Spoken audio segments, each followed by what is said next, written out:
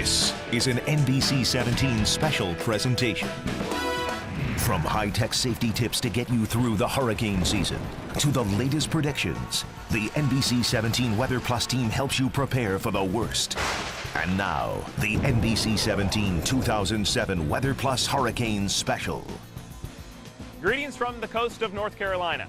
I'm meteorologist Wes Hohenstein. Thanks for joining us as we get ready for this year's hurricane season. We're coming to you from Carolina Beach, where during the summer, this is a very popular place for tourists, but it's also popular for hurricanes to make landfall, sometimes en route to the Triangle. Coming up in the next half hour, we're going to get you ready for this year's hurricane season. We'll go full circle with a look at the severe weather we can expect in central North Carolina this hurricane season. It's not just about hurricanes alone, but the impact they have on us here in the Triangle, including the biggest danger, flooding. Our own Bill Ray, a 20-year veteran of the Triangle, takes a look back at the storms that have battered North Carolina throughout history. Plus, it's a hot topic, global warming. We examine if it has any impact on hurricanes. Is it breeding more storms or making them stronger? Also, we talk exclusively to the experts at the National Hurricane Center and get their take on the state of hurricane forecasting. And preparing for a hurricane is more than just bottled water and batteries. We've got some tips that you need to add to your list of things to do before a storm comes calling. Now, every year before the hurricane season begins, forecasters offer their predictions about how the summer will play out. So who should you listen to? We've talked to some of the most respected forecasters in the country, including a group from right here in the Triangle, and here's what they have to say. When predicting hurricanes, there are three key numbers to look for: the total amount of named storms, the number of those storms that will become hurricanes, and finally the number of intense hurricanes, which means a Category 3, 4, or 5 storm, all with winds over 110 miles per hour. We begin with someone you might think would be better off forecasting snow, not hurricanes. For more than 20 years, though, Dr. William Gray and his team from Colorado State University have been making seasonal hurricane forecasts. So we think overall this season we're saying will be maybe 185% of the long-term average season.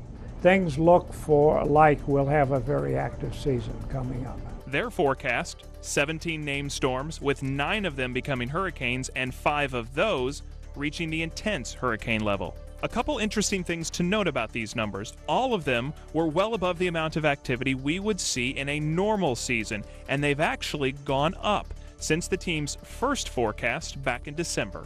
So what does that mean? Well, it's obvious they're leaning toward this being a busy season in the Atlantic.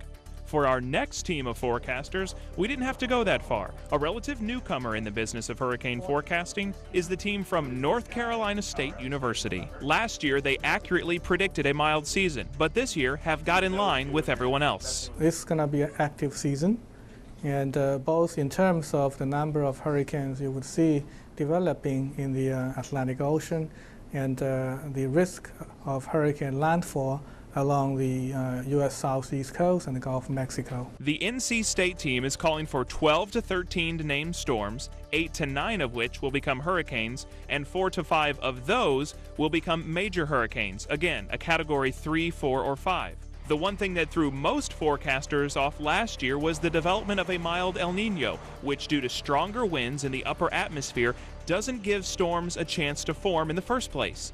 This year, they think things will be different. Finally, there are the predictions from the National Hurricane Center in Miami, and they're also preparing for a busy season. We're looking towards this next season, and we know that it's going to be back to an active year. For the 2007 season, NOAA scientists predict 13 to 17 named storms, with 7 to 10 becoming hurricanes, of which 3 to 5 could become major hurricanes of Category 3 strength or higher. NBC 17 sat down with the new director and his staff to talk to them about the upcoming season and specifically what issues residents of North Carolina may be faced with.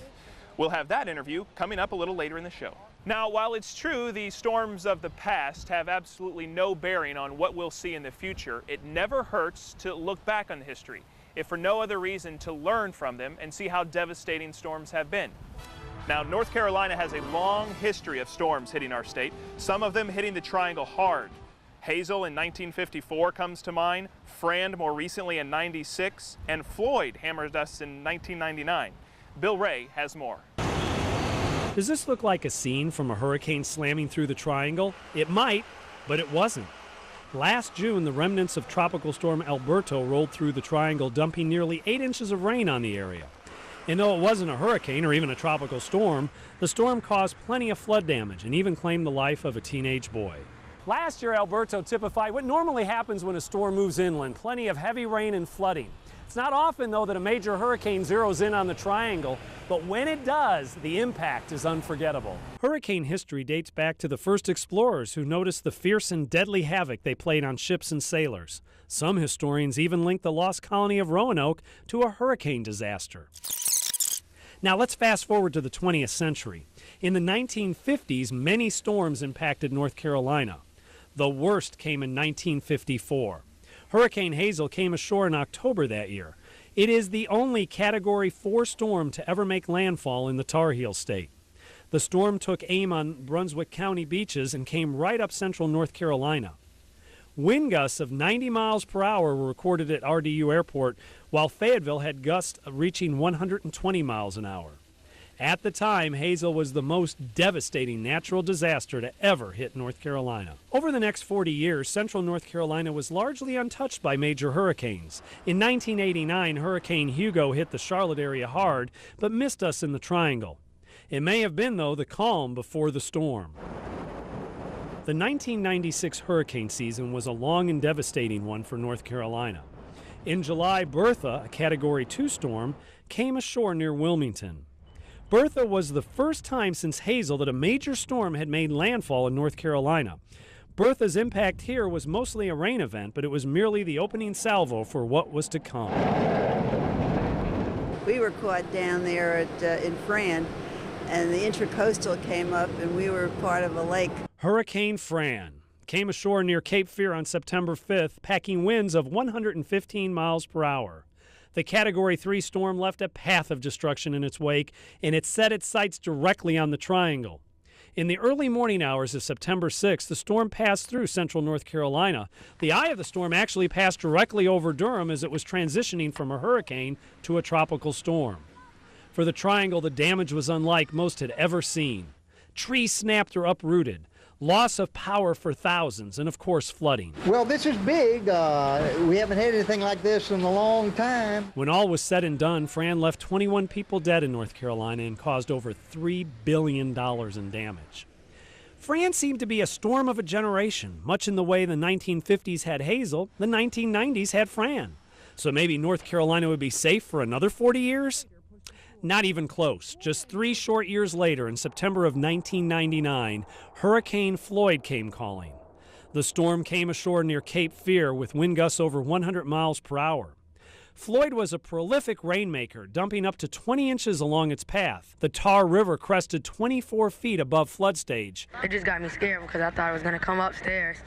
And it just made me scared and made me mad to be living in this type of area where the water builds up. In some areas, the water was anywhere from 10 to 15 feet deep. 35 people were killed. 80,000 homes were damaged or destroyed. All told, Floyd caused over $3 billion in damage and is still the costliest natural disaster to ever hit North Carolina. Since Floyd's devastating landfall, the Triangle has endured more storms, though fortunately not nearly as destructive. Isabel caused minor damage in 2003. Alex and Charlie came ashore in 2004 but had little impact here. And in 2005, a record-setting year for hurricanes, only Ophelia came close to our coast. Last year was quiet, and we can only hope the same for this year. I'm meteorologist Bill Ray, NBC 17 Weather Plus. Okay, Bill, thanks a lot. Now, coming up next, is the Triangle ready for when the next big storm strikes? With all the expansion and population boom, how are local communities preparing for the worst? We're digging deeper for answers. Plus, we all know about water, food, and the usual items in a survival kit, but we've got some tips that you may not have thought of yet, some that could help protect you when a storm hits. With the hurricane season right around the corner, we talked to the experts at the National Hurricane Center to see what the challenges are. That story coming up. And as we go to break, an NBC 17 Weather Plus trivia question for you. Initially, hurricanes were first given phonetic alphabet names until 1953, when female names were used to identify storms. So in what year were male names added to the list of storms for the Atlantic and Gulf of Mexico? We'll have the answer for you later in the show. Stay with us.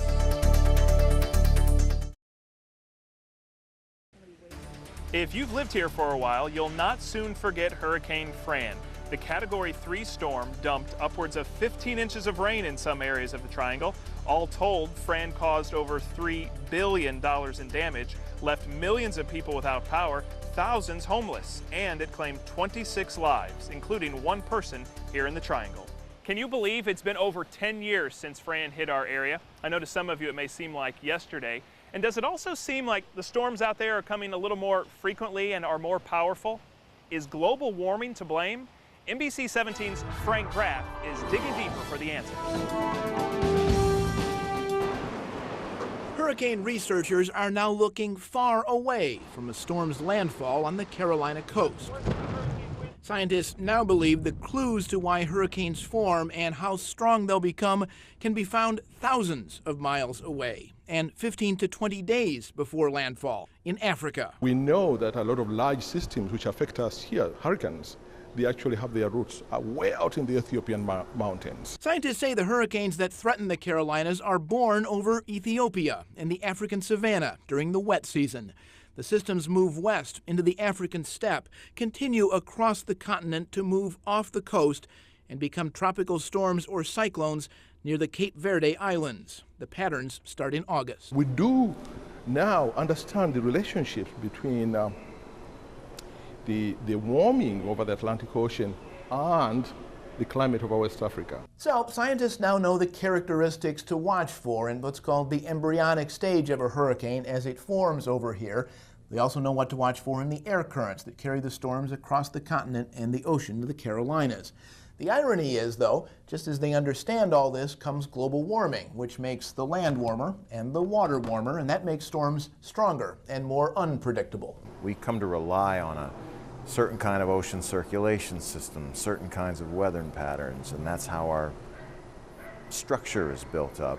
And as climate changes, those will change, and without knowing what the future holds, we run some risks. So far, the Earth has warmed an average of only 1 degree, but scientists worry as temperatures rise, the warmer ocean and the warmer African continent will only make storms stronger and more difficult to understand. But what is still not quite clear is the combined linkage between those two factors in the way they actually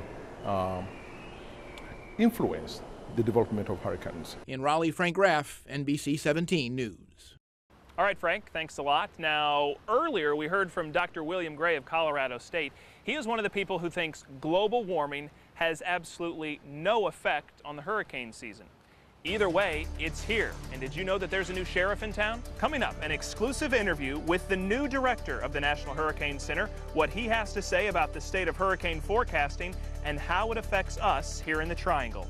Plus, when a storm hits, are you prepared? We're not just talking about water and food, but other things you need to do in case the worst happens. That's also ahead. And as we go to break, a hurricane factoid for you. Only 3 Category 5 hurricanes have ever made landfall at that strength on U.S. soil. The 1935 Labor Day storm that hit the Florida Keys. In 1969, Camille slammed into the Mississippi coast. And in 1992, Hurricane Andrew hit South Florida. Much more on the way. Stay with us.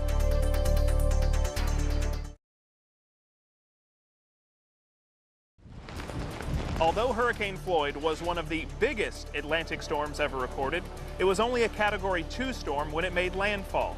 But that didn't make it any less destructive. Floyd was a prolific rainmaker, dumping nearly 20 inches of rain in some spots. Towns like Princeville were virtually wiped out, and about a third of Rocky Mount was flooded for days. In the end, Floyd claimed 57 lives, 35 in North Carolina. It also caused $6 billion in damage. Every year, millions of people find themselves in the potential path of a hurricane or storm, and there's nothing they can do to stop it. They can only hope to prepare for it. And they have people like the National Hurricane Center to help them do that. NBC 17's Peter Kunish has more. For years, the National Hurricane Center has played an important role in keeping the public safe. And now that role is only intensifying now that 53% of the American population lives within 50 miles of the coastline. They expect this season to be busy again. Well, we know since 1995 we've been in a cycle of more hurricanes than tropical storms. This is a multi-decadal cycle. Although the 2007 season outlook is the focus right now, forecasters keep their focus one storm at a time. Every storm is different sizes, different intensities, come at you from a different angle. So we handle each one individually. With new forecasters and computer models scheduled to come online this year, the National Weather Service is very excited about what lies ahead. However, they also know quite a few challenges remain. We've got a lot to learn yet. We're getting better at forecasting the track of the storms, but we're also finding out that the storms sometimes undergo very rapid changes in intensity, and we haven't been able to forecast that as well. It is also important to remember that the past is no indicator of the future, and each season, the danger to us here in North Carolina is very real. You're in a very storm surge prone area, prone to very strong hurricanes. They can still be major hurricanes in this area, and you've had them, and storm surge and the winds and the rain. So you get all the hazards in this area.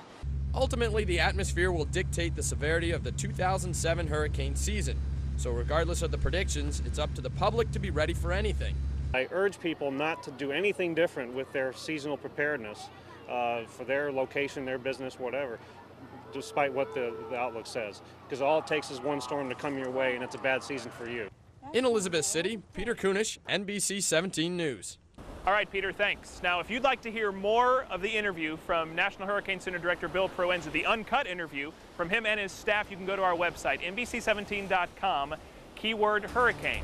Still ahead, what do duct tape, bug spray, and a can opener have in common? They all should be in your hurricane survival kit, and coming up, we'll tell you why. And as we go to break, another hurricane factoid for you. In an average 3-year period, roughly 5 hurricanes strike the U.S. coastline, killing approximately 50 to 100 people. And of these, 2 are intense storms, category 3 or higher.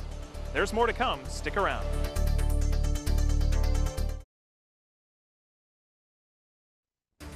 At the time, it was the biggest natural disaster to ever hit North Carolina.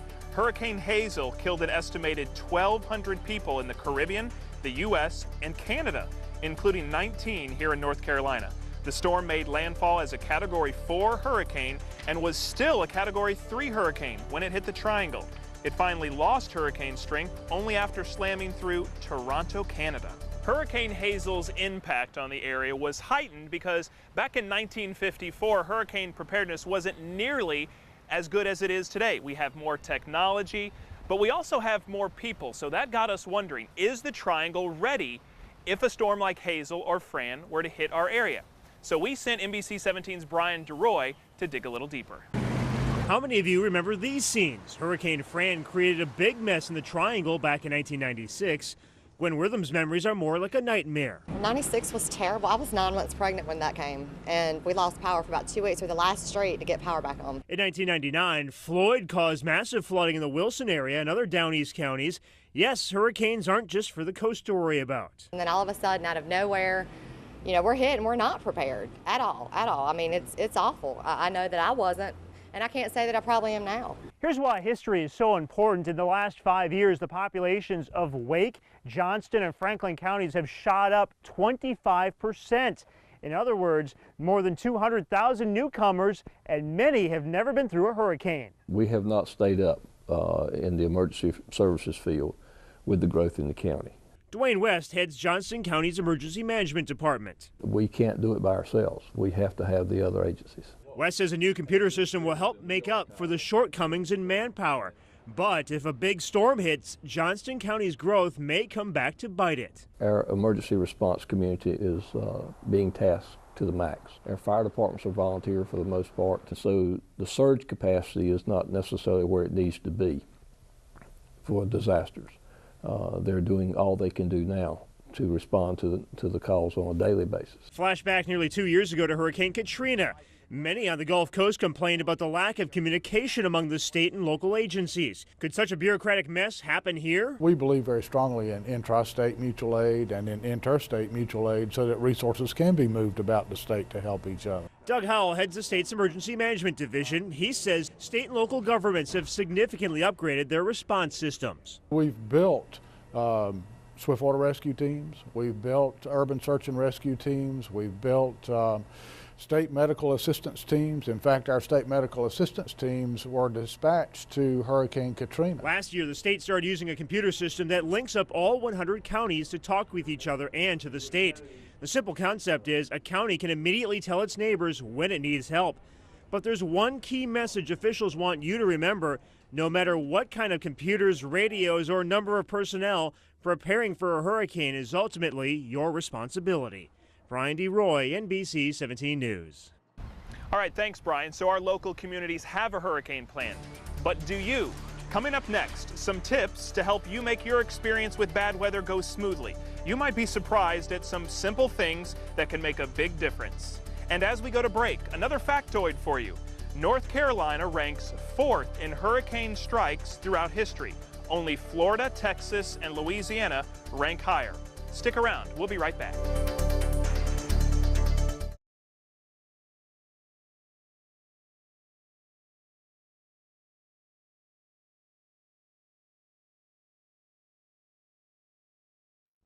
Earlier in the show, we asked you a trivia question. Hurricanes were first identified by using female names starting in 1953.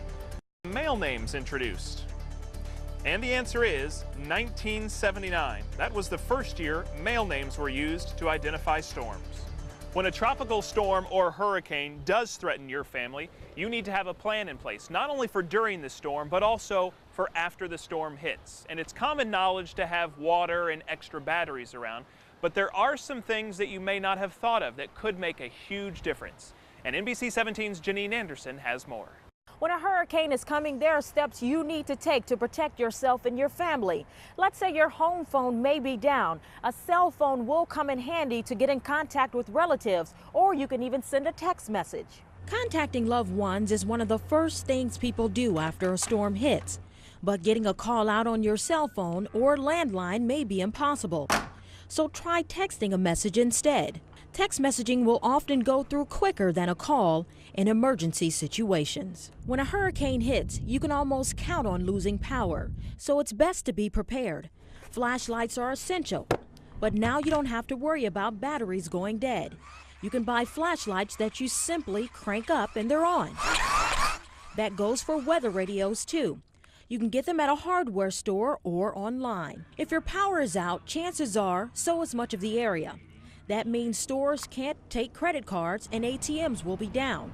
So be sure to get plenty of cash ahead of time. You probably know to keep important papers and documents like insurance information in a safe place.